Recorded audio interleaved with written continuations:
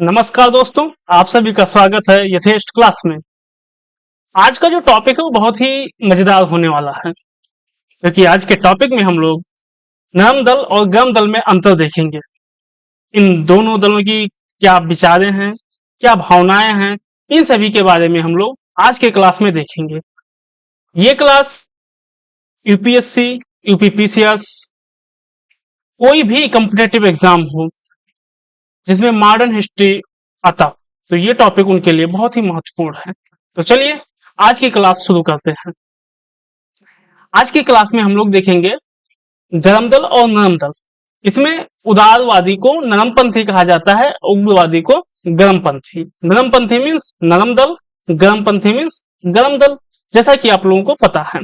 तो अब इसमें हम लोग एक एक के विचारों को देखेंगे और इन सभी के विचारों को देखने के बाद में आप लोग कमेंट बॉक्स में लिखिएगा कि आप लोगों को किस दल के विचार सबसे अच्छा लगे, नरम दल या गर्म दल। वो आप लोगों के ऊपर डिपेंड है कि आप लोगों को कौन से दल के विचार अच्छे लगे, वो कमेंट बॉक्स में लिखिएगा। तो चलिए सबसे पहले शुरू करते हैं, नरम दल की बात करते हैं। नरम दल वालों में कौन लोग थे, कैसे लोग थे, इसके बारे में थोड़ा सा देखते हैं। तो जो नरम दल बना हुआ था उसमें जमींदार या उच्च मध्यम वर्ग के लोग रहते थे। जो नरम दल बना था उसमें जो है जमींदार या उच्च मध्यम वर्ग के लोग रहते थे। जबकि अगर हम बात करें गर्म दल की, तो गर्म दल में क्या था कि शिक्षित तथा निम्न वर्ग के लोग रहते थे। इस गर्म दल में जो ग्रुप होता था, जो मेंबर्स होते थे, वो शिक्षित और मध्य वर्ग के लोग होते थे। इसी तरह हम बात करते हैं कि नरम दल वाले, इनकी जो प्रेरणा स्रोत थी, नरम दल वालों के जो प्रेरणा स्रोत थे वो पाश्चात्य शैली की पाश्चात्य शैली या उनके विचार तथा यूरोप के इतिहास जो है उससे इन लोगों को बड़ी प्रेरणा स्रोत मिलती थी, जो नरम दल वाले थे। बल्कि अगर हम बात करें गर्म दल वालों की, तो ये लोगों का मानना था, गर्म दल वालों का मानना था कि अपने भारत के इतिहास, सांस्कृतिक विरासत एवं परंपरागत हिंदू मूल्य को ये लोग प्रेरणा स्रोत मानते थे, जो गर्म दल वाले थे, क्योंकि गर्म दल वालों के लिए अपना भारत महान था। अब बात करते हैं नरमपंथी की। नरमपंथी वालों का क्या था कि नरम दल वाले ब्रिटिश की न्यायप्रियता पर बहुत विश्वास करते थे। इनका यह मानना था कि ब्रिटिश वालों का जो न्यायप्रियता है, जो जुडिशियल सिस्टम है, वो बहुत ही अच्छा है। बट अगर हम बात करें गर्म दल वालों का, तो गर्म दल वालों का मानना था कि जो ब्रिटिश का जुडिशियल सिस्टम है उस पर कतई विश्वास नहीं करना चाहिए। ये गर्म दल वालों का विचार था। इसी तरह आगे देखते हैं नरम दल का। नरम दल की बात करते हैं तो नरम दल वालों को विश्वास था कि अगर हम लोग ब्रिटेन के साथ राजनीतिक संबंध बनाएंगे, ये नरम दल वालों का विचार था। वो सोचते थे कि अगर हम लोग ब्रिटेन के साथ संबंध बनाएंगे तो क्या होगा, उससे हमारे भारत को सामाजिक, राजनीतिक और सांस्कृतिक हित में लाभ होगा। ऐसा नरम दल वाले मानते थे। जबकि गर्म दल वाले क्या मानते थे, ये जरा सोचो। गर्म दल वालों का मानना था कि अगर हम लोग ब्रिटेन के साथ राजनीतिक संबंध रखते हैं, अगर हम लोग ब्रिटेन के साथ राजनीतिक संबंध रखते हैं, तो ये मान के चलो कि भारत का आर्थिक शोषण जारी रहेगा। ये थिंक था, ये विचार था गर्म दल वालों का। ठीक, अब नेक्स्ट देखते हैं हम लोग नरम दल की बात करते हैं। नरम दल वालों का मानना था, नरम दल वाले ब्रिटिश क्राउन के प्रति पूर्ण निष्ठा से थे। नरम दल वाले मानते थे कि जो ब्रिटिश क्राउन है वो बहुत ही अच्छी सिस्टम है उसकी, वो बहुत ही अच्छा उसका जुडिशियल सिस्टम्स है, उसकी हम कह सकते हैं कि जो रूल रेगुलेशंस हैं और उनके जो पाश्चात्य विचार हैं वो सब बहुत अच्छे हैं। इसके कारण जो नरम दल वाले थे वो ब्रिटिश क्राउन के प्रति पूर्ण निष्ठा से रहते थे। बल्कि अगर हम बात करें गर्म दल की, तो उनका जो गर्म दल वाले थे उनका मानना था कि ब्रिटिश क्राउन भारतीय निष्ठा के योग्य है ही नहीं। ये गर्म दल वाले मानते थे कि ब्रिटिश क्राउन जो है वो भारतीय निष्ठा के योग्य है ही नहीं, इसको मानने की तो बात ही छोड़िए, ये योग्य है ही नहीं। ऐसा थिंक था गर्म दल वालों का। बात करते हैं आगे नरम दल का। नरम दल का मानना था, जो नरम दल वाले थे, नरम दल का मानना था कि जो ये आंदोलन वगैरह हो रहा है, जो हम लोग मतलब आंदोलन कर रहे हैं, सरकार के विरोध कर रहे हैं, इसमें क्या हो कि इसमें केवल मध्यम वर्गीय लोग या थोड़ा शिक्षित लोग जो है इसमें से पार्टिसिपेट करें, ना कि गरीब गुरगे लोग इसमें पार्टिसिपेट करें। ऐसा मानना नरम दल वालों का था।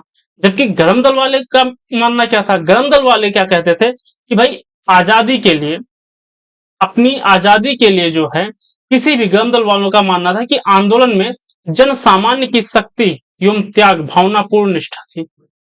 जो गरम दल वाले थे, इनका मानना था कि अपनी आजादी के लिए कोई ये जरूरी नहीं कि केवल यही मेंबर्स सरकार विरोधी रहेगा, या केवल एक पर्टिकुलर क्लास के लोग ही सरकार विरोधी रहेंगे, ब्रिटिश के अगेंस्ट जाएंगे, ऐसा कुछ नहीं है भाई। आजादी सबको चाहिए, तो आजादी के लिए जो है वो हर एक कोई लड़ाई लड़ सकता है, हर एक कोई जो है अपनी त्याग दे सकता है, आजादी के लिए अपने त्याग जो है दे सकता है। तो ऐसा मानना था नरम दल वालों का। इसके बाद बात करते हैं नरम दल की। नरम दल वालों का मानना था कि नरम दल वाले केवल क्या मांगते थे, ध्यान से सुनिएगा, ये बहुत इंपॉर्टेंट टॉपिक है और मजेदार है। नरम दल वाले केवल सरकारी सेवाओं में भारतीय की सहभागिता बढ़ाने एवं संवैधानिक सुधारों की मांग कर रहे थे। क्या कर रहे थे? सिर्फ और सिर्फ नरम दल वाले ये चाहते थे कि जो हम भारतवासी हैं, इनमें क्या हो कि इनको सरकारी सेवाएं और संवैधानिक सुधार, ये दो चीजें मिल जाएं, बाकी कोई आवश्यकता नहीं है। यही सिर्फ मांग रहे थे नरम दल वाले। गरम दल वाले क्या मांग रहे थे, ये जरा सोचो। गरम दल वाले क्या कहे थे कि गरम दल वाले भारत की दुर्दशा को दूर करने के लिए, भारत की दुर्दशा को दूर करने के लिए ये लोग पूर्ण स्वराज की मांग कर रहे थे। क्योंकि ये लोग ये नहीं चाहते थे कि नहीं नहीं मेरे को नौकरी दे दो, मेरे को जो है जो आपका फैसिलिटीज है वो फैसिलिटी प्रोवाइड कर दो, ये सब की डिमांड नहीं कर रहे थे गरम दल वाले। गरम दल वालों का सीधा मानना था कि भाई देखो, मेरी भारत की जो दुर्दशा है इसको देखते हुए वो पूर्ण स्वराज की मांग कर रहे थे, वो पूर्ण स्वराज की मांग कर रहे थे। ना कि वो ये कह रहे थे कि नहीं मेरे को नौकरी दे दो, या मेरे को खाने को दे दो, मेरे को रख लो, ऐसा कुछ भी नहीं था। उनका सीधा मानना था कि भाई देखो ये मेरा देश है और मेरे को स्वराज चाहिए, तो वो स्वराज की मांग कर रहे थे। अब बात करते हैं नरम दल वालों की। नरम दल वाले केवल संवैधानिक दायरे में रह करके लक्ष्य पाने में विश्वास रखते थे। जो नरम दल वाले थे वो क्या था, रूल रेगुलेशंस को फॉलो करते हुए कि जो कॉन्स्टिट्यूशनल रूल बना हुआ है या जो ब्रिटिश ने रूल्स बनाए हैं उसको फॉलो करते हुए हम लोग लक्ष्य प्राप्त करेंगे। लक्ष्य का मतलब क्या, आजादी, ऐसा मानना था नरम दल वालों का। जबकि गरम दल वाले क्या कहते थे, गरम दल वाले कहते थे कि लक्ष्य प्राप्ति के लिए, गरम दल वाले कहते थे कि लक्ष्य प्राप्ति के लिए असंवैधानिक जैसे बहिष्कार एवं अहिंसात्मक प्रतिरोध करना या अहिंसात्मक पर वो लोग क्या करते थे, विश्वास रखते थे। क्योंकि उनका मानना था कि आजादी जो है वो हमारा अधिकार है, ये गरम दल वाले मानते थे। और उसके लिए उनको कुछ भी करने को था, मरना हो तो मर जाएंगे, मारना हो तो भी मारेंगे, मरने और मारने को ये लोग तैयार थे। क्योंकि इनका मानना था कि आजादी के लिए हम अगर भी ब्रिटिश का ही रूल फॉलो करके हम ब्रिटिश के अगेंस्ट कैसे जा सकते हैं, जाहिर सी बात है ऐसा तो कभी नहीं कर सकते ना, कि हम गवर्नमेंट का ही रूल मान करके और गवर्नमेंट के अगेंस्ट कैसे जा सकते हैं। तो इसी के कारण जो गरम दल वाले थे वो लोग कह रहे थे कि मेरे को आजादी चाहिए, लक्ष्य की प्राप्ति के लिए भैया कोई रूल रेगुलेशंस नहीं, अगर हमें जान देना है तो जान दे देंगे, अगर जान लेना पड़ा तो जान भी ले लेंगे, लेकिन किसी भी तरह से लक्ष्य की प्राप्ति करेंगे, ऐसा मानना था गरम दल वालों का। बात करते हैं लास्ट पॉइंट नरम दल की। नरम दल वाले क्या था, पाश्चात्य शिक्षा एवं सभ्यता के समर्थक थे। नरम दल वाले पाश्चात्य जो शिक्षा थी उससे बहुत ही ज्यादा प्रभावित हुए थे, और उसके ये लोग जो है साथ साथ शिक्षा के साथ साथ इन लोगों को सभ्यता भी वहां की बड़ी बहुत अच्छी लगती थी। जो यूरोप की सभ्यता थी, तो यूरोपियन कंट्री की हम बात कर सकते हैं, तो उनकी बड़ी सभ्यता भी बहुत अच्छा लगता था नरम दल वालों को। जबकि अगर हम बात करें गरम दल वालों को, तो गरम दल वालों का मानना था कि भारत की शिक्षा तथा भारत की सभ्यता जो है वो सबसे बेस्ट है, सबसे अच्छा है, सबसे सुंदर है। ऐसा गरम दल वाले मानते थे कि अपना भारत जो है, अपने भारत की जो सभ्यता है, अपने भारत का जो कल्चर है, अपने भारत का जो एजुकेशन सिस्टम्स है, ये सबसे सुंदर, सबसे अच्छा है। और ये लोग जो है अपने भारत की शिक्षा, भारत की सभ्यता के समर्थक थे।